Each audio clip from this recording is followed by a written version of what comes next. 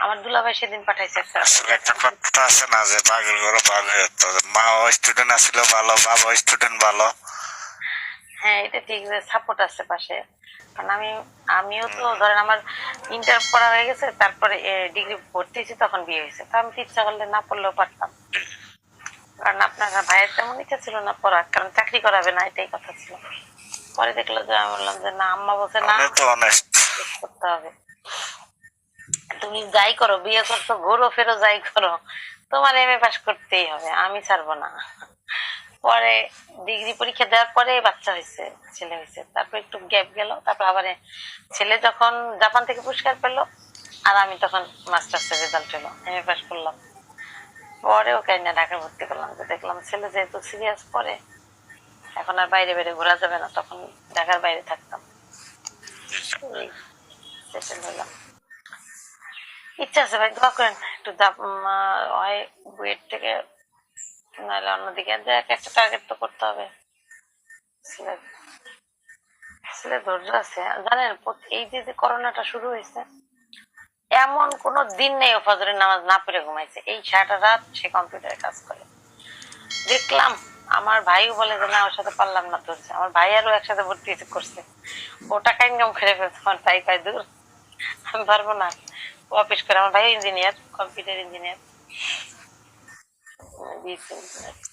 আপনার ভাইও তো ইঞ্জিনিয়ার, মানে ওর বাবাও তো ইঞ্জিনিয়ার। তবে বাবা মার সাপোর্টটা খুব দরকার, কারণ ওর পাশে যেমন আমি যদি ঘুমাই যাই, কালকে রাত্রে মনে হয় ভাত খেতে দিছি 10টা, 10:30, 11টা, আমি একটু লাইভে বসছিলাম, একটা বাচ্চা, আমি একটু সাজু করে আমি বলছি ঘুমিয়ে ক্লান্ত লাগতেছে, আমি ঘুমিয়ে গেছি। একটা সময়টা দেখে যে ও খায় নাই, পরে তো আমি রাগ হয়েছি, আপনার ভাই সে ভাত নিয়ে বসে আছে, ছেলে না খাওয়া পর্যন্ত কতক্ষণ আমি বসি, কতক্ষণ ও বসে, কারণ মোবাইলটা হাতে থাকে, আমাদের একটু সাবধান হইতে হয়, কখন একটা খারাপ জিনিস চলে আসে, তাই না? ওর দোষ নাও হইতে পারে, ছোট মানুষ, এখনই তো একটা খারাপ পথে যেতে পারে। এই করে করে কিন্তু আমি বিগতে আসা, কারণ আমি যদি ওর এখানে বসে থাকি, ও মনে করবে কি আমি আমাকে পাহারাটা একটা ভয় বা একটা কি মনে করবে, আর আমি কাজ করতে থাকি, এখানে থাকলে ও মনে করে যে একটা খারাপ কিছু দেখতে গেলে মনে করে আম্মু আছে, বা আমিও কারোর সাথে একটা খারাপ কথা বলতে গেলে আমি মনে করবো যে না ছেলে আছে, যেন দুজনই ভালো থাকতে পারে। সেই ভাই দোয়া করেন। সত্যি ভাই, মানুষের মনে হয় না যে একটা খারাপ কিছু চিন্তা, খারাপ কিছু একটা বয়স লাগে, তারপর মানুষ কখন শয়তানে পাবে আল্লাহ জানে। শাহিন ভাই আসসালাম আলাইকুম। বিয়াই এই যে আমাদের আর এক বিয়ে কুমিল্লার, ওই মিয়া আমার নাকি এই মাসের মধ্যে 5 স্টার করে, শালার কিপটা বিয়ে, মাইয়া দিব না জান মিয়া, ওই যে দৌড় দেয়। সাইন ভাইয়ের সাথে তো একদিন কথা হয়েছিল মনে হয় আমার। হ্যাঁ হ্যাঁ, আমার বিয়ে কথা হয়েছে, আমি একটা মেয়ে দিব, কালো একটা মাইয়া দিব না রে ছেলের জন্য। আচ্ছা মেকআপ করে তারপর ওনার বাড়ি পাঠাই দেবো, তারপরে গোসল করার পরে টের পাবে বউ কালো। অন্দি ডরে কল উঠে না, ঘটনা কি?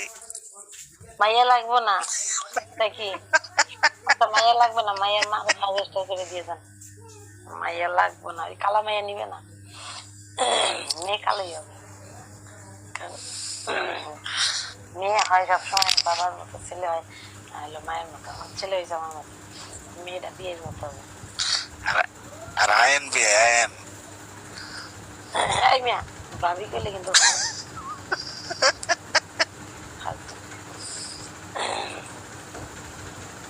ভয় পাই এটা কলে আসতে, আমার বলে গেছে এই মাসের মধ্যে বিয়ে 5 স্টার করবো। আজকে কয় তারিখ চলে যায়, বিয়ের কোনো খবর নেই। বিয়ে সত্যি 8,000 বাকি আছে, পারলে কিছু আগাই দিয়ে যান ভাই, পারবো না আগাইতে। আই লাভ ইউ এত সহজ না।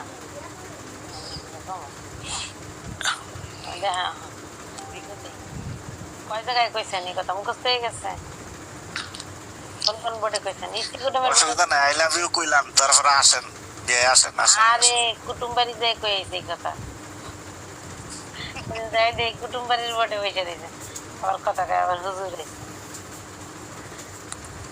কুটুম বাড়ির নাচ দেওয়ার পরে কি অন্য জায়গায় যে এই কথা বলে?